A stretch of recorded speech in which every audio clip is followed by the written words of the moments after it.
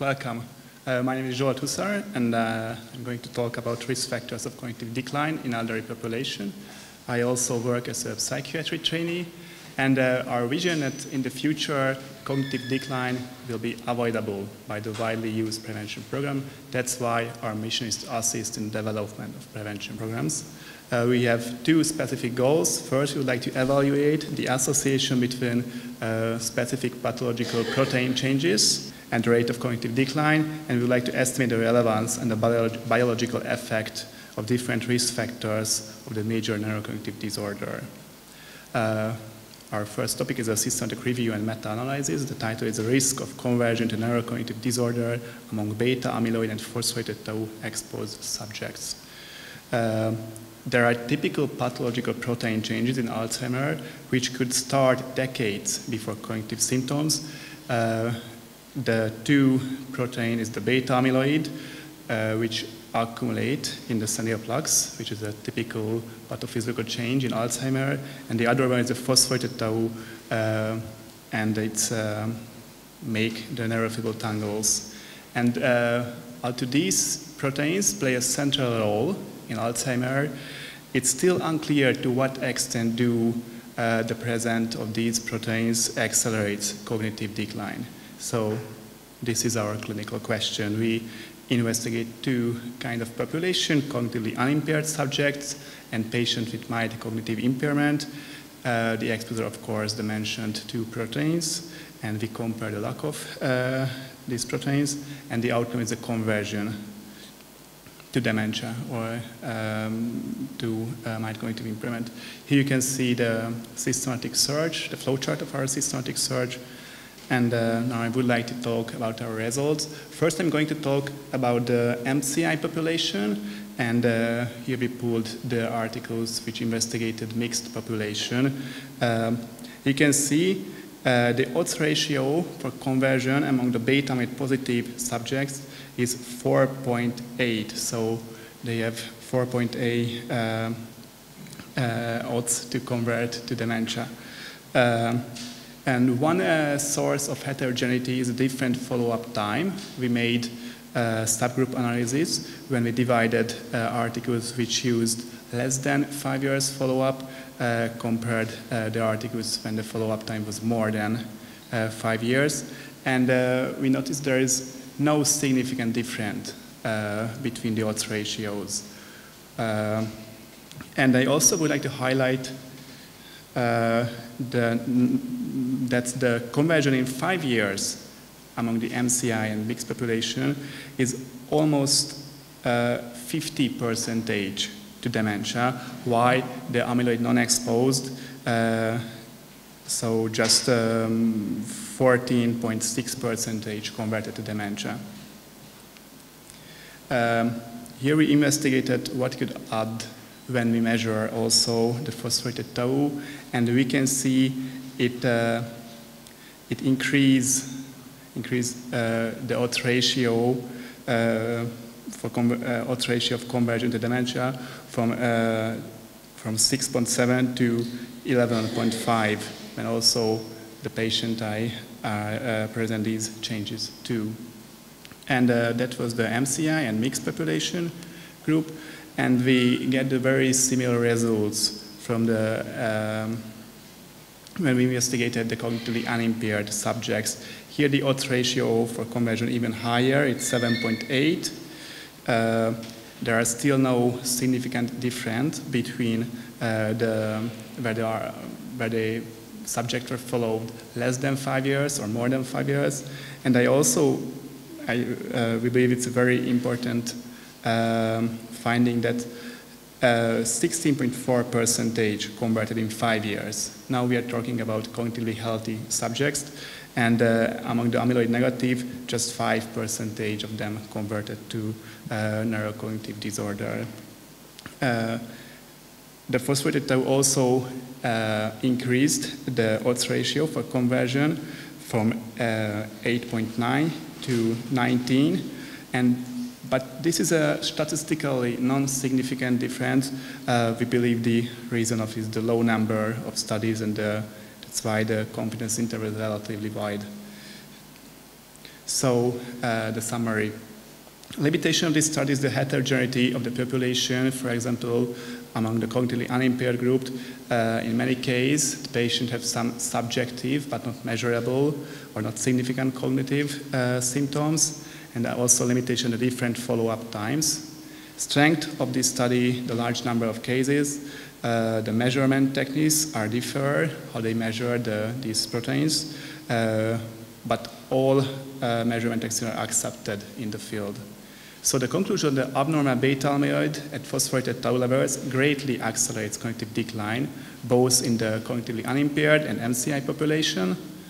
That's why the clinical implication should be that the most, now by this knowledge, the most endangered population can be identified before the appearance of the cognitive symptoms, at least in the mild stage of the symptoms. So the start of the treatment should be related to the amyloid and phosphorylated tau status, not the cognitive symptoms.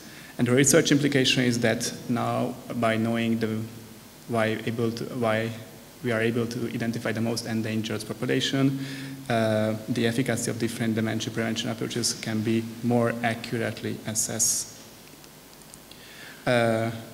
Now we are finishing the manuscript, and our target journal is Alzheimer and dementia. Our second project is an observational study of risk factors of cognitive decline in elderly population. Currently, our best chance by the pharmacological or non-pharmacological treatments is to slow down the progression. That's why the eliminate the risk factors is the best way of prevention. Our aim is we would like to assess the relevance of different risk factors like the cardiovascular disease, late-onset depression, diabetes, and different kind of biological changes. We investigate the similar population like before, the cognitively unimpaired MCI subjects, and the exposure, what I already mentioned, and the outcome, of course, is the conversion. We hope that the research and clinical implication will be the disease prevention. This is a multi-center study. We already enrolled more than 140 patients. Here you can see the protocol drafting. And the primary outcome, of course, the conversion to dementia for different exposures. Secondary outcomes to identify the relationship between different risk factors and different subtypes of dementia.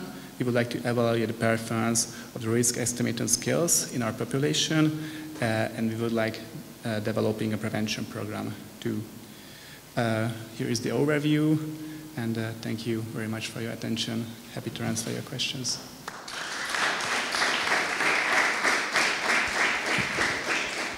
Thank you for the presentation. I've got two questions for your first project. The first one is, you mentioned that there are different methods to measure these proteins. So what does it mean in daily practice? I mean MRI or blood exam or how in a simply hospital? And my second question is there a correlation between the level of these proteins and the severity of the disease, whether it is a yes or not question? Thank you very much for your question. First, this is the point. There is no everyday practice to measuring these proteins. There are two ways to measure it. One is by PET-CT and the other one directly from the cerebrospinal fluid.